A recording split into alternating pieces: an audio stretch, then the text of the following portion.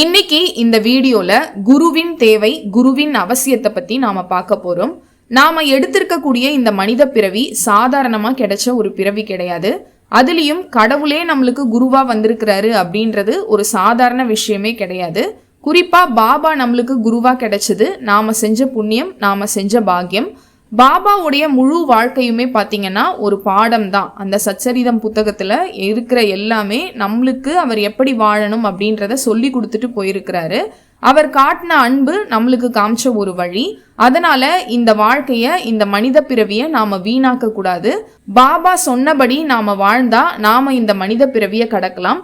அதற்கான முழு தகவலையும் தான் நாம இன்னைக்கு இந்த வீடியோல பார்க்க போறோம். அனைவருக்கும் வணக்கம். நான் உங்க மித்ரா சதீஷ் சேனல்ல இருந்து உங்ககிட்ட பேசிட்டு இருக்கேன். நாம எல்லாருமே ஆழமா உணர வேண்டிய ஒரு விஷயம் என்னன்னா, இந்த பிறவியில நம்மளுக்கு பாபா கிடைச்சிருக்கிறாரு அப்படின்றது ஒரு சாதாரண விஷயமே கிடையாது.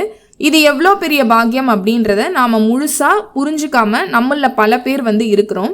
இந்த மனித உடல்ல நாம பிறந்த பிறகு ஒரு சாதாரண மனுஷங்களா நாம வாழ ஆரம்பிக்கிறோம். இந்த வாழ்க்கையில இறைவனை அடைய நம்மளுக்கு ஒரு குருவினுடைய கை அவசியம். அவருடைய கையை பிடிச்சுக்கிட்டு நாம அந்த வழியில நாம போகணும். ஏன்னா குருன்றவர் தான் நமக்கும் கடவுளுக்கும் இடையே இருக்கக்கூடிய ஒரு பாலம். அவரு நம்மள கடவுள்கிட்ட கொண்டு போய் சேர்க்கக்கூடியவர் யாருன்னு பாத்தீங்கன்னா குரு. ராமர், கிருஷ்ணர் மாதிரியான மனிதர்களால் வணங்கப்பட்ட தெய்வங்கள்லாம் கூட தனக்குன்னு ஒரு குருவை வச்சிருந்தாங்க. அந்த குரு மூலமா கடவுளை அடைஞ்சாங்க. நாம செஞ்ச அதிர்ஷ்டம், நாம எந்த ஜென்மத்திலேயோ செய்த புண்ணியத்தின் விளைவா நம்மளுக்கு கிடைச்ச குரு யாருன்னா பாபா. நமக்கு குருவா இறைவனே வந்திருக்கிறாரு. இதை நாம என்னைக்காவது உணர்றோமா? இதனுடைய ஆழத்தை நாம என்னைக்காவது சிந்திச்சு பார்த்துருக்கிறோமா? நாம எத்தனை நன்மைகள் செஞ்சிருக்கணும் பாபா மாதிரியான குரு கிடைக்கிறதுக்கு? எவ்வளோ புண்ணியங்களை நாம சேர்த்து வச்சிருந்தா பாபா மாதிரியான ஒரு குரு நம்மளுக்கு கிடைச்சிருப்பாரு. தாமே இறைவனா இந்த உலகத்தில் அவதரிச்சு நம்மளுக்கு குருவா நம்மளை வழி நடத்துறாருன்னா, இந்த உண்மையோட ஆழத்தை நாம இன்னும் உணராம இருந்தோம்னா இந்த வாழ்க்கையே வீண். அப்படிதானே? பாபா போன்ற அன்பு கொண்டவர் யாரு? கருணையால் நிரம்பிய இறைவன் யாரு? ஒரு அழைப்புக்கே ஓடி வரக்கூடிய தயை மிகு இறைவன் தான் பாபா. அப்படி ஒரு குரு நம்ம கையை பிடிச்சு நம்மளை வழிகாட்டிட்டு இருக்காரு, நம்ம கையை பிடிச்சிட்டு இருக்காருனாலே அது எவ்வளோ பெரிய பாக்கியம். அவரை அடைஞ்சும் நம்ம வாழ்க்கை இன்னும் வெறுமையா இருந்தா இந்த பிறவிக்கே என்ன அர்த்தம்? நாம வாழக்கூடிய இந்த யுகம் தான் கலியுகம் அப்படின்னு சொல்லப்படுது. கலியுகம்னாலே பாவம் நிறைந்த ஒரு யுகம். கலியுகம் தான் கடைசி யுகம். இந்த யுகத்துல மனிதர்களுக்கு இடையே அன்பு, அமைதி, பாசம் எதுவுமே இருக்காது. நிறைய துரோகங்கள், வலி, வேதனை இதெல்லாம் அதிகரிக்கக்கூடிய, நிறைய பாவங்கள் செய்யக்கூடிய ஒரு யுகத்துல தான் நாம வாழ்ந்துட்டு இருக்கோம். பாவம் செய்தவர்கள், பாவிகள் பல பேர் வாழக்கூடிய யுகம் தான் பாத்தீங்கன்னா இந்த கலியுகம். இந்த கலியுகத்துல ஒரு இறைவன் குருவா நம்மளுக்கு இருந்து நம்மளுக்கு வழிகாட்டுறாரு, நாம அவரை கும்பிடுறோம் அப்படின்னா அது ஒரு சின்ன விஷயமே கிடையாது. அது ஒரு சாதாரண விஷயமே இல்லை அப்படின்றத நாம முதல்ல புரிஞ்சுக்கணும். பாபா பாத்தீங்கன்னா மனித உருவத்துல பிறந்து ஒரு சாதாரண எளிமையான வாழ்க்கையை வாழ்ந்தாரு. இப்ப எப்படி நகரத்துல, கிராமத்துல எல்லாம் மனுஷங்க வாழ்றாங்களோ அதே மாதிரி ஒரு வாழ்க்கையை தான் பாபா வாழ்ந்தாரு. அவர் வாழ்ந்த காலத்துல யாருக்குமே எந்த பாடமும் அவர் கத்துக் கொடுக்கல. நீங்க இப்படிதான் வாழணும், நீங்க அப்படி இருக்கணும், இது தப்பு, அது சரி அப்படின்னு சொல்லி அவர் யாருக்கும் எந்த பாடமும் எடுக்கல. பாபாவுடைய முழு வாழ்க்கையுமே பார்த்தீங்கன்னா நமக்கு ஒரு முன்மாதிரி, நம்மளுக்கு ஒரு ரோல் மாடல் மாதிரி அவர் வாழ்ந்து காமிச்சிட்டு போயிருக்கிறாரு. அவர் செஞ்ச எல்லாத்தையுமே நாமும் இப்ப செய்யணும். பாபா என்னெல்லாம் செஞ்சாருன்னு பார்த்தீங்கன்னா, யாராவது துன்பத்துல வந்தா அவங்க துன்பத்தை எல்லாம் நீக்கினாரு, அவங்களுக்கு ஆறுதல் சொன்னாரு. பசிச்சவங்களுக்கு தினசரி அவர் கையாலேயே சமைச்சு உணவு வழங்கினாரு. 100 பேருக்காவது 50 பேருக்காவது தினசரி அவர் கையாலேயே சமைச்சு உணவளிச்சாரு. குளிர்ல யாராவது நடுங்கினாங்கன்னா அவங்களுக்கு அன்பின் சூட்டை கொடுத்தாரு, அதாவது போர்வையை கொடுத்தாரு. அவங்களுக்கு தேவையான இடங்களை கொடுத்தாரு. மழை பெய்யறவங்களுக்கு அந்த துவாரகா மாயில அவங்க நினையாம இருக்கிறதுக்கு இடம் கொடுத்தாரு. எந்த ஒரு நபருடைய மனசையுமே அவர் வாழ்ந்த காலத்துல அவர் காயப்படுத்தினதே கிடையாது. ஆனா அவரை நிறைய பேர் காயப்படுத்தி இருக்கிறாங்க, என்ன தரமாட்டேன்னு சொல்லி. அதுக்கப்புறம் அந்த துவாரகா மாயில அப்பா குல்கர்ணின்றவர் கூட பொறாமை ஏற்பட்டு அவரும் அடிக்கடி பாபாவை சீண்டி இருக்கிறாரு. இந்த மாதிரி நிறைய விஷயங்கள்லாம் பார்த்தீங்கன்னா பாபாவுக்கு நடந்தாலும் அவர் கடைசியில எல்லாருக்குமே கொடுத்தது அன்பு ஒண்ணுதான். அவரை தேடி வரக்கூடிய எல்லா நபர்களுக்குமே கொடுத்தது பார்த்தீங்கன்னா அன்பு மட்டும்தான். இப்போ அவர் நமக்கு குருவா இருக்கிறாருன்னா நம்முடைய கடமை என்னன்னா நம்மளுடைய இந்த வாழ்க்கையில நிறைய நல்லதை வந்து நாம செஞ்சுக்கிட்டே இருக்கணும் பாபா மாதிரியே. நீங்க பாபாவுடைய சச்சரிதம் புத்தகம் இருக்கு இல்லையா, அதை எடுத்து படிச்சு அதுல இருக்கிறதெல்லாம் நோட்ஸ் எடுத்தீங்கன்னா பாத்தீங்கன்னா அவர் பண்ண நிறைய நல்ல விஷயங்கள் வந்து உங்களுக்கு தெரியும். பாபாவுக்கு அதே மாதிரி நன்றி உணர்வு அப்படின்றது ஜாஸ்தி.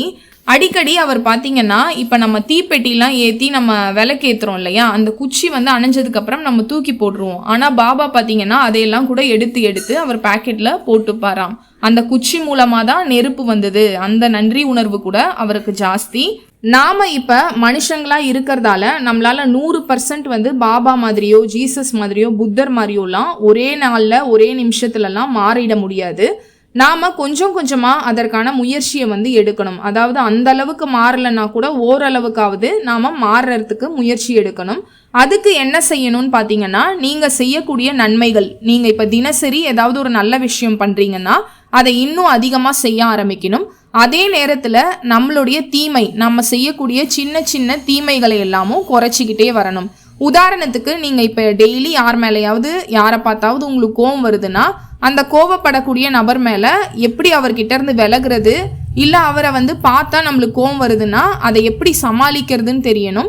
இல்ல அந்த நபர் மேல கோவப்படுறத முழுசா நிறுத்தணும். கொஞ்சம் கொஞ்சமா நம்மளுடைய கெட்ட பழக்கங்கள் கெட்ட விஷயங்கள் எல்லாம் நம்ம மாத்திக்கிட்டே வரணும், நல்லதை அதிகப்படுத்திக்கிட்டே வரணும். I change my bad habits into good habits அப்படின்ட்டு ஒரு அஃபர்மேஷன் சொல்லுவாங்க.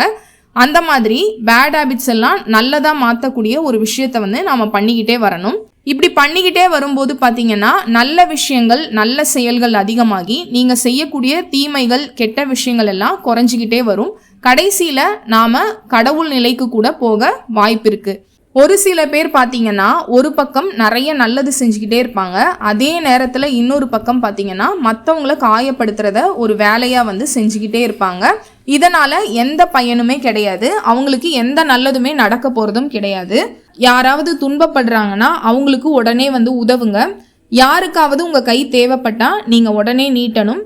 யாருக்காவது தோல் தேவைப்பட்டா கொடுங்க. அதாவது உங்ககிட்ட கஷ்டம்னு வந்து யாராவது சொல்கிறாங்கன்னா நீங்கள் அவங்களுக்கு ஆறுதல் சொல்லணும். யாருக்காவது அன்பு தேவைப்பட்டா அதையும் கொடுங்க. ஏன்னா இந்த உலகமே அன்புக்காக தான் இயங்கிட்டு இருக்கு. பசி துணி இதெல்லாம் ஒரு பக்கம் இருந்தாலும் இந்த உலகத்தில் இருக்கக்கூடிய எல்லா மனிதர்களும் எல்லா விலங்குகளும் பறவைகளும் ஏங்கக்கூடிய ஒரு விஷயம் என்னன்னு பார்த்தீங்கன்னா அன்பு ஒன்று தான். அதை நாம் எல்லாருக்கும் கொடுத்துக்கிட்டே இருக்கணும் அப்படின்றத தான் பாபா வாழ்ந்து காமிச்சிருக்கிறாரு. அதை தான் நாமும் செய்யணும். நான் ஜெயாவாஹி அப்படின்றவங்களை பற்றி சொல்லியிருந்தேன் இல்லையா, சாய்பாபா இஸ் ஸ்டில் அலைவ் அப்படின்ற புத்தகத்தை எழுதினவங்க. அவங்க இப்போ பாபாவுடைய அருளால் நல்ல வசதியானவங்களாகவும் பிரபலமானவங்களாகவும் இருக்கிறாங்க. அந்த பேரை சொன்னாலே எல்லாருக்கும் தெரியும். ஜெயாவாஹி அப்படின்னு நீங்கள் வந்து கூகுளில் போட்டாலும் அவங்களுடைய ஃபேஸ் அவங்களுடைய ஃபோட்டோ எல்லாமே வரும். அந்த அளவுக்கு பாபா வந்து அவங்கள ஒரு நல்ல நிலைமைக்கு கொண்டுட்டு வந்துட்டாரு. நான் சொல்லியிருக்கேன் இல்லையா, அவங்க நிறைய இடங்கள்ல சேவை செய்கிறாங்க அப்படின்னு சொல்லிட்டு. அந்த மாதிரி அவங்களுக்கிட்ட வந்த ஒரு கிளையன்ஸுக்கு நடந்த ஒரு சம்பவத்தை பகிர்ந்துருக்கிறாங்க. அதை தான் நான் இப்போ வந்து உங்ககிட்ட சொல்ல போகிறேன். சில மாதங்களுக்கு முன்னாடி 36 வயசு மதிக்கத்தக்க ஒரு இளைஞன் ஒருத்தர் அவங்கள சந்திக்கிறதுக்காக வராரு. அவர் பாபாவுடைய தீவிரமான பக்தர். அவர் என்ன சொல்கிறாருன்னு பார்த்தீங்கன்னா, என்னுடைய வாழ்க்கையே பாபா தான் எனக்கு தந்தாரு, அதை நான் வந்து அவருக்காகவே வாழ விரும்புகிறேன். நான் வந்து அன்னதானம் செய்யணும் அப்படின்னு விரும்புகிறேன்.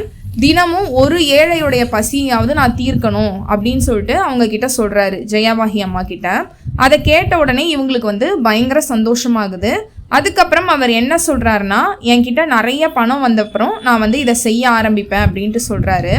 அதுக்கு ஜெயாவாஹி அம்மா அவரை பார்த்து என்ன கேட்குறாங்கன்னா, அந்த நாள் வரும்னு உங்களால் உறுதியாக சொல்ல முடியுமா? அவ்வளவு பணமும் அவ்வளவு ஆயுளும் உங்களுக்கு கண்டிப்பாக கிடைக்கும்னு யார் சொன்னது?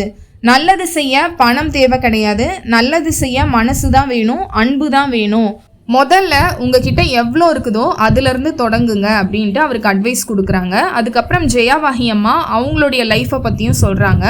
எங்களோட குடும்பமும் வாழ்க்கையில் ரொம்ப கஷ்டத்தை பார்த்த ஒரு ஃபேமிலி. நான் சில நாட்களில் சின்ன சின்ன தேவைகளுக்கு கூட எங்ககிட்ட பணம் இருக்காது. ஆனால் கையில் கொஞ்சம் பணம் வந்தால் முதல்ல நான் வந்து பிரித்து வைக்கிறது. அந்த அமௌண்ட்லேருந்து ஒரு பாதியை வந்து அன்னதானத்துக்கு மற்றவங்களுடைய பசியை போக்குறதுக்காக பிரித்து வைப்பாங்களாம். இது யாரோ ஒருத்தருடைய பசியை தீர்க்கும் அப்படின்றதுல அவங்க தெளிவாக இருந்தாங்க. கஷ்ட காலத்தில் கூட நான் நல்லது செய்கிறத நிறுத்தவே இல்லை. அதனால தான் பாபா அந்த மாதிரியான ஒரு கஷ்டமான குடும்பத்திலேருந்து அந்த துன்பத்திலேருந்து என்னை மீட்டெடுத்தாரு அப்படின்ட்டு நான் நம்புகிறேன். வாழ்க்கையை அர்த்தமுள்ளதா மாற்ற காலையில் அலாரம் வச்சு எழுந்துட்டா மட்டும் போதாது, நம்மையே நம்ம மாற்றிக்கணும். பாபா கொடுத்த வாழ்க்கை அப்படின்ற பரிசை நாம் நல்லா பயன்படுத்தணும். வாழ்க்கையிலையும் வெற்றி பெறணும். நம்மளுடைய மரணமும் அர்த்தமுள்ளதா இருக்கணும் அப்படின்றத ஜெயவாகி அம்மா அவர்கிட்ட சொல்லியிருக்கிறாங்க. முன்னோர்கள் சொல்லியிருக்கிறாங்க, நல்லது செஞ்சா மோட்சம் கிடைக்கும் அப்படின்ட்டு. அது கிடைக்குமா கிடைக்காதா அப்படின்றது நமக்கே தெரியாது. ஆனால் பாபாவுடைய திருவடியை நம்ம அடைஞ்சோன்னா அதுவே நம்மளுக்கு மோட்சம் கிடைச்சா மாதிரி. இறைவன் நம்மளை பார்த்து என்ன சொல்லணும்னா, என் பிள்ளை நீ இந்த உலகத்தில் மகிழ்ச்சியை நீ விதைச்ச, நிறைய நல்லதை பண்ணன்னு சொல்லி அவரும் நம்மளை பார்த்து பெருமைப்படணும். நீ என்னுடைய போதனைகளின்படி வாழ்ந்தாய், நீ நான் சொன்ன விஷயத்தெல்லாம் ஃபாலோ பண்ணி உன்னுடைய வாழ்க்கையை அழகாக வாழ்ந்திருக்கிற அப்படின்ற ஒரு மனநிறைவு அவருக்கும் ஏற்படணும். அந்த மாதிரியான ஒரு வாழ்க்கையை நாம் வாழ்ந்துட்டு இங்கேருந்து விடை பெறணும் அப்படின்றத சொல்லி முடிச்சிருக்கிறாங்க. அதனால ஒவ்வொரு நாளையும் பாபா தரக்கூடிய பரிசா நினைச்சு அந்த நாளை பயன்படுத்துங்க. நேரத்தை வீணாக்காதீங்க. உங்களை சுத்தி இருக்கக்கூடிய எல்லா ஜீவன்களுக்கும், எல்லா மனிதர்களுக்கும், உதவி தேவைப்படுறவங்களுக்கும், உதவி கேட்கறவங்களுக்கும் நிறைய உதவிகளை செய்யுங்க. அப்ப பாபாவுடைய அருளும் ஆசீர்வாதமும் உங்களுக்கு கிடைச்சிக்கிட்டே இருக்கும். அடுத்ததா பாபா நிகழ்த்தின வேற ஒரு அற்புதத்தை நம்ம பார்க்கலாம். நன்றி, வணக்கம், ஓம் சாய்ராம்.